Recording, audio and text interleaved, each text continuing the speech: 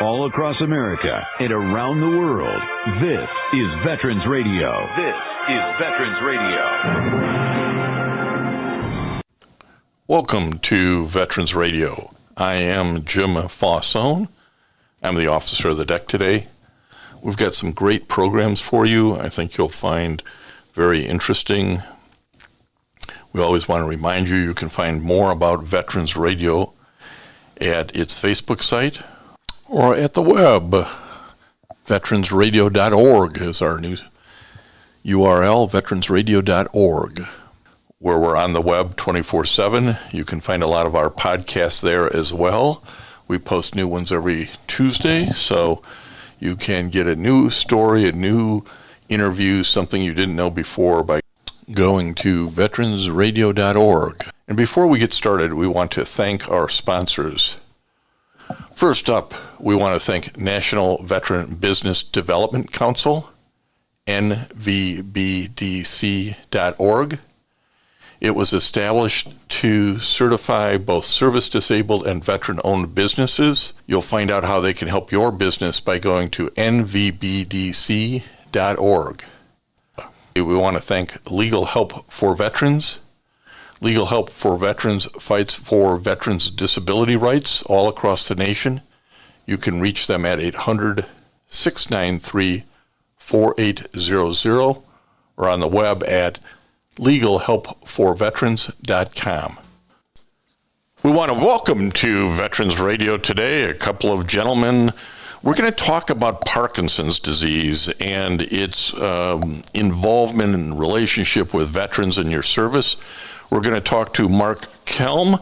Mark, welcome to Veterans Radio. Well, thank you very much, Jim. We'll talk about his military service here shortly. But we also have on the line John Lehr, who's the CEO of the Parkinson's Foundation. John, welcome to Veterans Radio. Thank you so much, Jim. It's a pleasure to be here. Mark, let's start with you. A nice kid like you from Minnesota.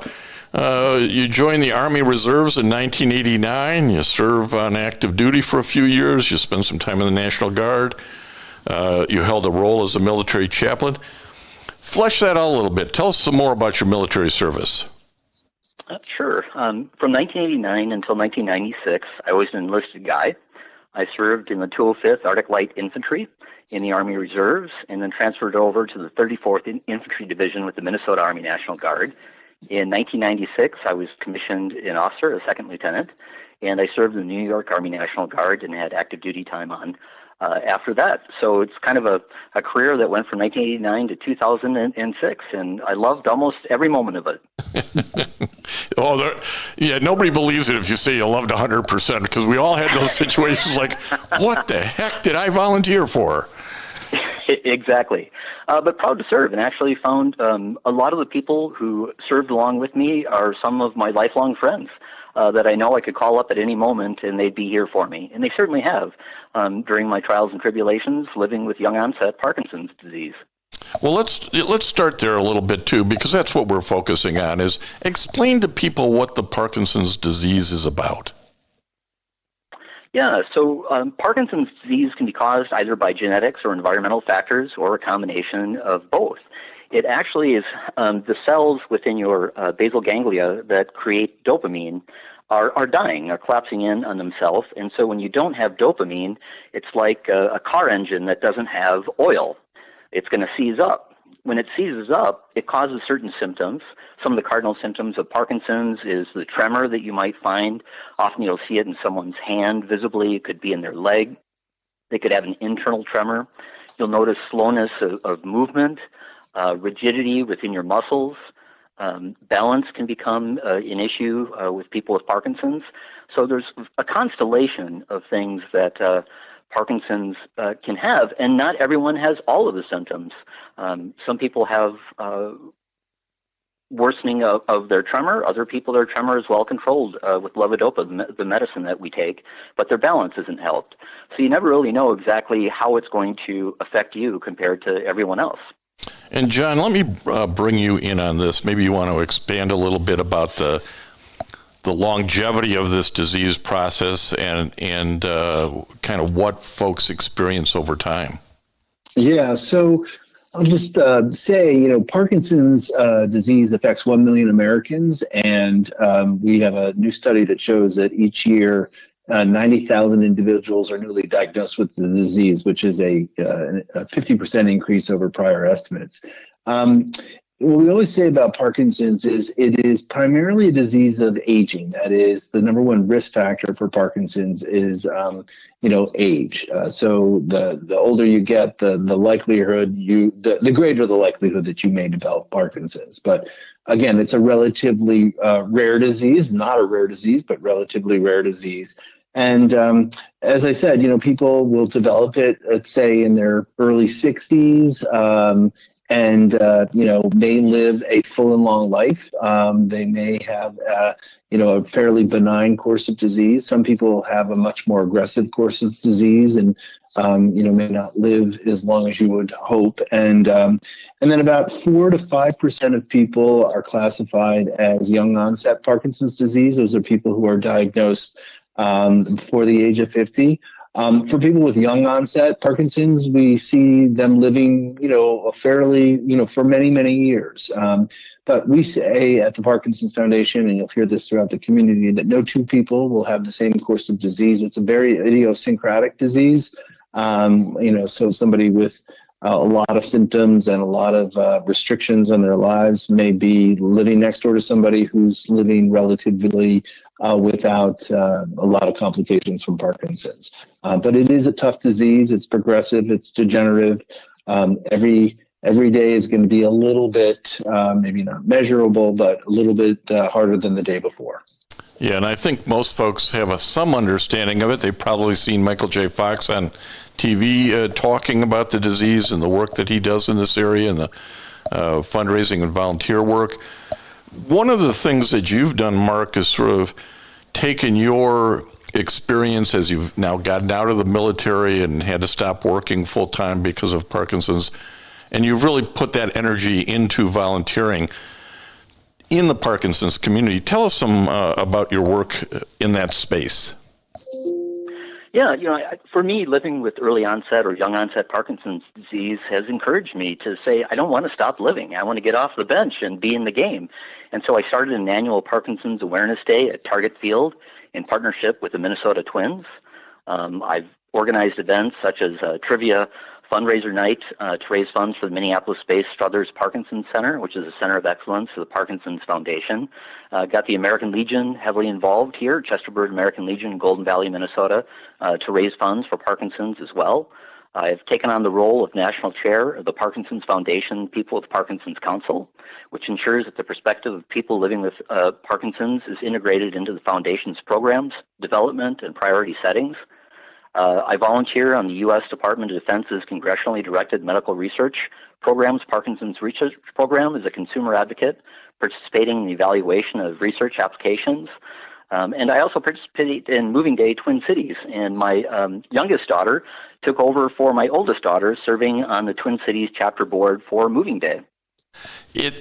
Let's make a little more connection here between veteran status and service and the possibility of Parkinson's. I've read that there's about 110,000 veterans with Parkinson's disease who receive care through the VA hospital. And there is such a connection in empirical studies that the VA recognizes Parkinson's disease as a presumptive illness from exposure to Agent Orange and other herbicides that one gets exposed to during military service. And you're on DOD committees.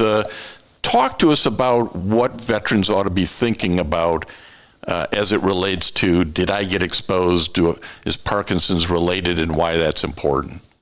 Sure. As you mentioned, for our Vietnam-era veterans who experienced Agent Orange, 50% of the active ingredient in Agent Orange is a chemical known as 2,4-D, which, amongst causing things like cancer, it also can cause Parkinson's later on in life. And that's something that became presumptive. So if you have Parkinson's, you served in country in Vietnam, you can end up having a service connection between the two and get the help that you need from the VA. I'm one of the 110,000 veterans who works with the VA on healthcare, and they've done a great job for me and for my family. It's not just the Vietnam era, though, with Agent Orange. It's also Desert Storm people, people in training in the military who received traumatic brain injuries during their service. If you have in your medical history a TBI that was considered moderate or above, you actually can be service-connected with your Parkinson's disease if you have that diagnosis. Chemical exposures go way beyond Agent Orange in Vietnam. We know with Iraq and Afghanistan that the burn pits that were there, we're seeing Parkinson's come out from troops who were living nearby or working in and through those burn pits. And so there's different ways that the military community can end up having experiences such as traumatic brain injuries from IEDs during training incidents, during combat, along with chemical exposure that is seeing a rise amongst the veteran community compared to the civilian community. And so we're trying to raise awareness saying, hey, if you have any of these cardinal symptoms of Parkinson's, go in and get checked out. And it's important because the things medical science and VA's understanding of things keep evolving. Just like they've said, okay, well, we used Agent Orange in Vietnam. Okay, we'll admit we used it in Korea. The PACT Act now says, oh yeah, well, we used it in Thailand and Guam, and there's some places in the U.S. So there's sort of evolving exposure opportunities. And you might have known you were exposed, although they don't recognize it yet, or they're just beginning to recognize it. So this is not something that you just say, well, they said no, so I walk away. And it's important, isn't it? Because it gives the veteran, it may give them disability benefits, but more importantly, it also gives you some health care benefits that take a lot of pressure off the family, I suppose. Absolutely, Jim. From the military training, we're taught never give up, never surrender, adapt and overcome, right? And so even if the VA says no, it doesn't mean you need to quit. We now know, like Camp Lejeune, the drinking water in Camp Lejeune. Excellent point, yeah. Yeah, right. So those troops who served now over 30 days and over in Camp Lejeune and were drinking the water, and they have Parkinson's disease diagnosis, can be service-connected now, where for decades the VA said no. Now there's a service connection that's going to be automatic for them. And so even if you've been said no, don't give up the fight. Well, and the other thing, and I'll jump back over to in a moment here to John, but Mark, one of the things you and I were talking about before we got started was that, a private medical physician is going to look at a veteran a certain way, whereas a VA doctor who knows what you went through is going to look at you a little bit different. And you've kind of experienced that, I suspect. Absolutely. There is a difference. A lot of times civilian doctors and neurologists don't even ask us about our military experience. It's not in the forefront of their mind when they're thinking of what the diagnosis might be. There currently isn't a test that's widespread that's used right now to detect Parkinson's. It's really the neurologist looking at you and excluding everything else first. So we really want to make sure that if you served in the military, you had chemical exposure, you had traumatic brain injuries, that you make sure you say something to your doctor, because they can start connecting the dots then. And the VA doctors within neurology, some of them the best. I work with Scott Lewis out of the Minneapolis VA. He is absolutely outstanding, where he does take the time to read through a person's military file, your 201 file, to find out what experiences you had and what that could do in relation to your health. John, isn't one of the frustrating things for patients and Mark just referenced it, well, they exclude everything else, then you must have Parkinson's. Talk to us about, how that diagnosis comes about and sort of what resources does the Parkinson's Foundation have for those who might be thinking, I don't know if I'm asking the right questions here. Yeah, it's a really great question. So one of the biggest challenges in the Parkinson's space is that a diagnosis of Parkinson's is done clinically. I have type 2 diabetes, and you can get a blood test and an A1C test to say, look, your blood sugar is too high, whether it's on a daily basis or over a longer term period. But in Parkinson's, there is no and there's no clear and widely used biomarker. So clinical diagnosis happens when you go in, you start to suspect yourself of having something that's not quite right. So you go in often to your primary care physician, and they start to look at you. And if they see the resting tremor, or they see some challenges with your gait or your stability or your walking, then they'll probably refer you to a neurologist who will make the clinical diagnosis. One of the interesting breakthroughs that's happening right now is we're in the hunt for good biomarkers. And about a year ago, there was a study that came out that said you could see alpha-synuclein aggregation in spinal fluid. So alpha-synuclein, Mark was talking earlier about what Parkinson's is within the basal ganglia. But essentially what happens is you get this aggregation of alpha-synuclein, which kills off your dopamine neurons. And so if you can find that aggregation in spinal fluid early on, that means you could be diagnosed much earlier and get on a treatment regimen earlier, start exercising and doing all the things that you need to do to take care of yourself. But more recently, there's a study that's come out showing that you can find alpha-synuclein aggregation in skin biopsies, a much less demanding way to get biomarkers than a spinal tap, for sure. So there's a lot of progress being made on improving the diagnosis of Parkinson's disease and essentially setting the clock backward a little bit, or forward, whatever the right way to do it is, so that you can get diagnosed you can get diagnosed earlier with more definitiveness. Hey, John Lehr, who's CEO of the Parkinson's Foundation. If people want to find more about what the foundation has available in terms of resources, where would they go? Yeah, the best place to go is to our website, which is parkinson.org. That's parkinson.org. I can tell you, Jim, we're pleased to report within the last week that we had 7 million unique visits to our website this year, which is a record for us. And that means a lot of people are going to our website, multiple times to get the information they need. But we also have a helpline, which is 800-4, P as in Parkinson's, D, disease, info, INFO. So that's 800-4PD-info. And so our helpline is staffed by medical professionals who are experts in Parkinson's care. And we field about 25,000 calls a year. A lot of times it's people just asking, what is Parkinson's? Where might I get treatment? What are these signs or symptoms about? A lot of referrals, but our people will be on the phone with people for maybe as short as a minute, but as long as an hour or so. So that's another resource for people. And if a military veteran calls in, John, and says, "Hey, I was in the service," is that something your folks are attuned to? Absolutely. And as we mentioned at the top of the call, there are 110,000 individuals in the United States who are veterans who live with Parkinson's disease. That's 10% of the overall population. So we offer a lot of things. We have a whole guide, frequently asked questions guides, which is specifically developed for people for veterans living with Parkinson's disease. We also offer a Veterans and PD webinar series, so it covers all topics that are important to veterans, around planning for the future, environmental exposure, managing mental health issues. And as I said, we have our website, which has general information, and then our helpline that can get much more specific. And those people on our helpline, they speak to a lot of veterans, and they're very good at addressing veteran issues. Well, as we know, it's not just the patient, it's the whole family that has to address these issues. Mark, you're particularly lucky in your faith and in your family, your wife in particular. You want to talk a little bit about the importance of those issues?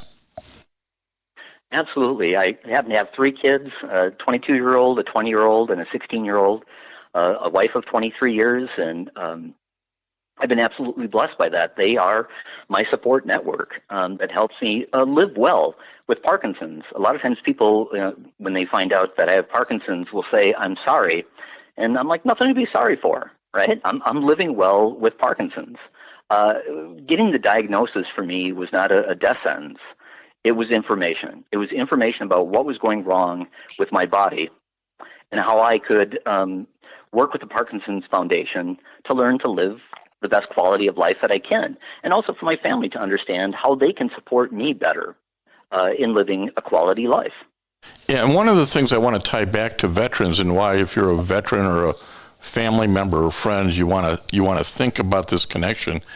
If your Parkinson's is connected to your military service, the VA has a lot of programs for caregivers as well. And I don't know if you've used any of those yet, Mark, yes, or if you've had absolutely. to go ahead and talk a little bit about the support that VA gives to its caregivers. Yeah, so the caregivers themselves have classes where they meet together once a month. My wife has been part of this. Part of it is just a social time, right? For spouses and partners, significant others, caregivers in our life. There's even children who are caregivers who will end up logging on, and half the time is spent socializing, supporting one another, and the other half of the time is getting information. They'll have doctors speak, physical therapists, occupational therapists, speech therapists, each giving information to caregivers to help them better understand what's happening during the progression of the disease and how they can assist their loved one. For veterans, the Parkinson's Foundation also has a specific spot on our website that you can go to and get great information. As our CEO, John Lehr, said, go to parkinson.org, parkinson.org, and then add /veterans, parkinson.org/veterans, VETERANS. And there's an amazing amount of resources there to help the veteran community. Well, I mentioned this too in setting up this interview with John Lehr, CEO of Parkinson's Foundation, and Army and National Guard veteran Mark Kelm, that I have some family involvement here, and actually I'm kind of dedicating this interview to my uncle John Roy, who is an Air Force veteran, because he was a caregiver for probably 30 years to my Aunt Joanne, who had Parkinson's and ultimately succumbed to it last year. You don't die from Parkinson's, you die from all the other stuff that kind of goes along with it. And I think it's important that we get out and have these kind of discussions, and people aren't like either super afraid of the disease or think, as Mark, you mentioned, it's not a death sentence. You just have to, I think I liked your language, you have to learn to live well with the disease. And I think that's the great spirit and the fighting spirit that I'd expect somebody from the Army to give me. Any final words here, Mark? Don't be afraid to ask for support. I have asked for and received support from my friends, family, medical team, and faith community. You don't have to do this alone. You're not a one-man army. John, any final words for our Veteran Radio listeners? Yeah, well, just first to thank you, Jim, for putting a spotlight on veterans who are living with Parkinson's disease, and to thank Mark Kelm, who also serves as our chair of our Parkinson's Policy Advisory Council and does an outstanding job on that. It keeps us well advised on all the issues related to living with this disease. We're really grateful for the opportunity, and just to thank all the veterans who served, and then all the veterans who unfortunately have come down with this difficult disease. We're here to help in any way we possibly can. Well, I want to thank both of you for helping get this information out, and again, we had to kind of adjust schedules, and I really appreciate everybody being available. Thank you. Thank you, Jim. Appreciate it. And I want to thank everybody for listening to Veterans Radio today. I am Jim Fausone. It's been a pleasure to be your host. I'm a veterans disability lawyer at Legal Help for Veterans, and you can reach us at 800-693-4800 or legalhelpforveterans.com on the web. You can follow Veterans Radio on Facebook and listen to its podcasts and internet radio shows by visiting us at veteransradio.org. That's veteransradio.org. And until next time, you are dismissed. If you have a VA claim denied by the Board of Veterans' Appeals, contact Legal Help for Veterans at 1-800-693-4800. They're experts in handling cases before the U.S. Court of Appeals for Veterans Claims. Their number again, 1-800-693-4800. We again want to thank our National sponsors, the National Veterans Business Development Council, nvbdc.org, VA Ann Arbor Health Care System, the Vietnam Veterans of America Charles S. Kettles Chapter, Ann Arbor, Michigan, VFW Graf O'Hara Post 423 in Ann Arbor, and the American Legion Press Corn Post 46, also in Ann Arbor. We appreciate all your support. You can go to veteransradio.net, click on the sponsor level, and continue to support keeping Veterans Radio on the air. And until next time, you are dismissed.